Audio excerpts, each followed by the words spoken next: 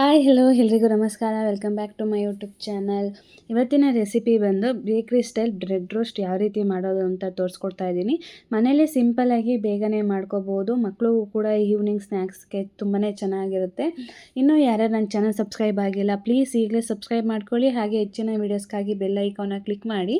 ನಾನಿಲ್ಲಿ ಒಂದು ಬಾಣಲಿಗೆ 3 ರಿಂದ 4 ಟೇಬಲ್ ಸ್ಪೂನಷ್ಟು ಎಣ್ಣೆ ಹಾಕ್ಕೊಂಡು ಅದಕ್ಕೆ 4 ಹಸಿಮೆಣಸಿನ್ಕಾಯಿನ ಸಣ್ಣದಾಗಿ ಕಟ್ ಮಾಡಿಕೊಂಡಿದ್ದೀನಿ, ಅದನ್ನು ಕೂಡ ಹಾಕ್ಕೊಳ್ತೀನಿ. ನಂತರ 1.5 ಈರುಳ್ಳಿ ತೊಗೊಂಡಿದ್ದೀನಿ, ಅದನ್ನು ಕೂಡ ಸಣ್ಣದಾಗಿ ಕಟ್ ಮಾಡಿ ಉದ್ದುದ್ದು ಕಟ್ ಮಾಡ್ಕೊಂಡಿದ್ದೀನಿ. ಅದನ್ನು ಕೂಡ ಹಾಕಿ ಗೋಲ್ಡನ್ ಕಲರ್ ಬರೋವರೆಗೂ ಚೆನ್ನಾಗಿ ಫ್ರೈ ಮಾಡ್ಕೋಬೇಕು. ನಂತರ ನಾನಿಲ್ಲಿ 1 ಕ್ಯಾಪ್ಸಿಕಮ್ ತೊಗೊಂಡಿದ್ದೀನಿ, ಅದನ್ನು ಉದ್ದುದ್ದಾಗಿ ಕಟ್ ಮಾಡಿ ಹಾಕ್ಕೊಂಡಿದ್ದೀನಿ. ನಾನಿಲ್ಲಿ ಯಾವ ರೀತಿ ಕಟ್ ಮಾಡಿ ಹಾಕ್ಕೊಂಡಿದ್ದೀನಿ ಅದೇ ರೀತಿ ಕಟ್ ಮಾಡಿ ಹಾಕ್ಕೊಳ್ಳಿ, ತುಂಬಾ ಚೆನ್ನಾಗಿರುತ್ತೆ. ನಂತರ 1 ಟೇಬಲ್ ಸ್ಪೂನಷ್ಟು ರುಚಿಗೆ ಎಷ್ಟು ಬೇಕೋ ಅಷ್ಟು ಉಪ್ಪು, 1 ಟೇಬಲ್ ಸ್ಪೂನಷ್ಟು ಚಿಲ್ಲಿ ಪೌಡರ್, 1 ಟೇಬಲ್ ಸ್ಪೂನಷ್ಟು ಧನಿಯಾ ಪೌಡರ್, 1 ಟೇಬಲ್ ಸ್ಪೂನಷ್ಟು ಗರಂ ಮಸಾಲ, ಅರ್ಧ ಟೇಬಲ್ ಸ್ಪೂನಷ್ಟು ಅರಿಶಿನ ಪುಡಿ ತೊಗೊಂಡಿದ್ದೀನಿ. ಇದನ್ನೆಲ್ಲ ಹಾಕಿ ಚೆನ್ನಾಗಿ ಮಿಕ್ಸ್ ಮಾಡಿ ಫ್ರೈ ಮಾಡ್ಕೋಬೇಕು. ಮಸಾಲೆ ಎಲ್ಲ ಚೆನ್ನಾಗಿ ಫ್ರೈ ಆಗಬೇಕು. ನಂತರ ನಾನಿಲ್ಲಿ 1 ಕ್ಯಾರೆಟ್ನ ತುರಿದಿಟ್ಕೊಂಡಿದ್ದೆ, ಆ ಕ್ಯಾರೆಟ್ನ ಕೂಡ ಹಾಕ್ಕೊಂಡು ಚೆನ್ನಾಗಿ ಫ್ರೈ ಮಾಡ್ಕೊಳ್ತೀನಿ. ನಂತರ ನಾನಿಲ್ಲಿ ಕ್ಯಾಬೇಜ್ ಅಂದರೆ ಎಲೆಕೋಸನ್ನು ಏನು ಫುಲ್ ಎಲೆಕೋಸಿರುತ್ತಲ್ಲ ಅದರಲ್ಲಿ 1/4 ಭಾಗ ಕಟ್ ಮಾಡಿಕೊಂಡಿದ್ದೀನಿ. ಅದನ್ನು ಕೂಡ ಹಾಕ್ಬಿಟ್ಟು ಚೆನ್ನಾಗಿ ಮಿಕ್ಸ್ ಮಾಡಿಕೊಂಡು ಫ್ರೈ ಮಾಡ್ಕೊಳ್ಳಿ. ಜಾಸ್ತಿ ಹೈ ಫ್ಲೇಮಲ್ಲಿ ಇಟ್ಕೊಂಡು ಫ್ರೈ ಮಾಡ್ಕೊಳ್ಳೋಕೆ ಹೋಗ್ಬೇಡಿ. ಕೆಲವೊಂದು ನಾನ್ ಸ್ಟಿಕ್ ಅಲ್ಲದೆ ಇರೋ ಪಾತ್ರೆಗಳಲ್ಲಿ ಏನಾಗುತ್ತೆ ತಳ ಹಿಡಿದುಬಿಡುತ್ತೆ, ನೋಡಿಕೊಂಡು ಫ್ರೈ ಮಾಡ್ಕೊಳ್ಳಿ. ಈ ಥರ ಎಲ್ಲ ಚೆನ್ನಾಗಿ ಫ್ರೈ ಮಾಡಿಕೊಂಡು ನೆಕ್ಸ್ಟು ನಾನಿಲ್ಲಿ ಸ್ವಲ್ಪ ಲೈಟಾಗಿ ಕೊತ್ತಂಬರಿ ಸೊಪ್ಪು ಹಾಕ್ಕೊಂಡು ಈ ರೀತಿ ಎಲ್ಲ ಚೆನ್ನಾಗಿ ಮಿಕ್ಸ್ ಮಾಡ್ಕೋಬೇಕು. ಈ ರೀತಿ ಚೆನ್ನಾಗಿ ಮಿಕ್ಸ್ ಮಾಡಿಕೊಂಡು ಸೈಡಲ್ಲಿ ಒಂದು ಬೌಲ್ಗೆ ಎತ್ತಿಕೊಳ್ಳಿ.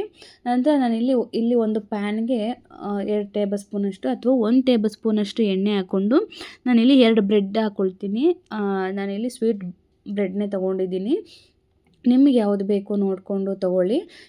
ಈ ಸ್ವೀಟ್ ಬ್ರೆಡ್ಡಲ್ಲಿ ಮಾಡ್ಕೊಳ್ಳೋದ್ರಿಂದ ತುಂಬಾ ಟೇಸ್ಟಿಯಾಗಿರುತ್ತೆ, ಚೆನ್ನಾಗಿರುತ್ತೆ. ಈ ಥರ ಬಿಸಿ ಮಾಡಿಕೊಂಡು ನಾವು ಏನು ಇಟ್ಟಿರ್ತೀವಲ್ಲ ಮಸಾಲೆ ಎಲ್ಲ ಆಗಲೇ ಫ್ರೈ ಮಾಡ್ಕೊಂಡಿದ್ದೀವಲ್ಲ ಪಲ್ಯನ, ಅದಕ್ಕೆ ಫಿಲ್ ಮಾಡ್ಕೋಬೇಕು. ಈ ಥರ ಬ್ರೆಡ್ನ ಫ್ರೈ ಮಾಡ್ಕೊಳ್ಳೋದ್ರಿಂದ ಬಿಸಿ ಮಾಡ್ಕೊಳ್ಳೋದ್ರಿಂದ ಏನಾಗುತ್ತೆ ಹಸಿ ಅಂಶ ಏನೋ ಇರುತ್ತಲ್ಲ ಬ್ರೆಡ್ಡಲ್ಲಿ ಮೈದಾದು ಅದೇನೂ ಇರೋದಿಲ್ಲ, ತುಂಬಾ ಚೆನ್ನಾಗಿರುತ್ತೆ.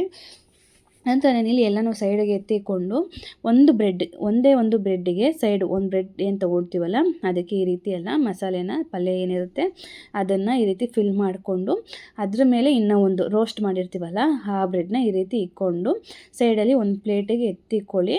ಇದನ್ನು ಮಕ್ಕಳಿಗೆ ಈವ್ನಿಂಗ್ ಟೈಮು ಈ ರೀತಿ ಸ್ನ್ಯಾಕ್ಸ್ ಮಾಡಿಕೊಡಿ, ತುಂಬಾ ಚೆನ್ನಾಗಿರುತ್ತೆ. ಬೇಕ್ರಿಲಿ ಮಾಡೋದಕ್ಕಿಂತನೂ ತುಂಬಾ ಚೆನ್ನಾಗಿ ಬಂದಿರುತ್ತೆ. ನೆಕ್ಸ್ಟ್ ಈ ಪಲ್ಯನ ಬ್ರೆಡ್ ಜೊತೆಗಲ್ದಲೆ ನೀವು ಚಪಾತಿ ಮತ್ತು ದೋಸೆ ಜೊತೆಗೂ ಕೂಡ ಸರ್ವ್ ಮಾಡಿಕೊಂಡು ತಿನ್ಬೋದು, ತುಂಬಾ ಟೇಸ್ಟಿಯಾಗಿರುತ್ತೆ. ನೀವು ಕೂಡ ಈ ರೀತಿ ಮಕ್ಕಳಿಗೆ ಮನೇಲೇ ಮಾಡಿಕೊಡಿ, ಆರಾಮಾಗಿ ಬೇಗನೆ ಮಾಡ್ಕೋಬೋದು, ಏನು ರಿಸ್ಕ್ ಅಂತ ಅನ್ಸೋದಿಲ್ಲ. ನೀವು ಕೂಡ ಈ ರೀತಿ ಮನೇಲಿ ಟ್ರೈ ಮಾಡಿ ಹೇಗಿತ್ತು ಅಂತ ಕಮೆಂಟ್ ಮಾಡಿ. ವಿಡಿಯೋ ಇಷ್ಟ ಆಗಿದ್ರೆ ಲೈಕ್ ಮಾಡಿ, ಶೇರ್ ಮಾಡಿ.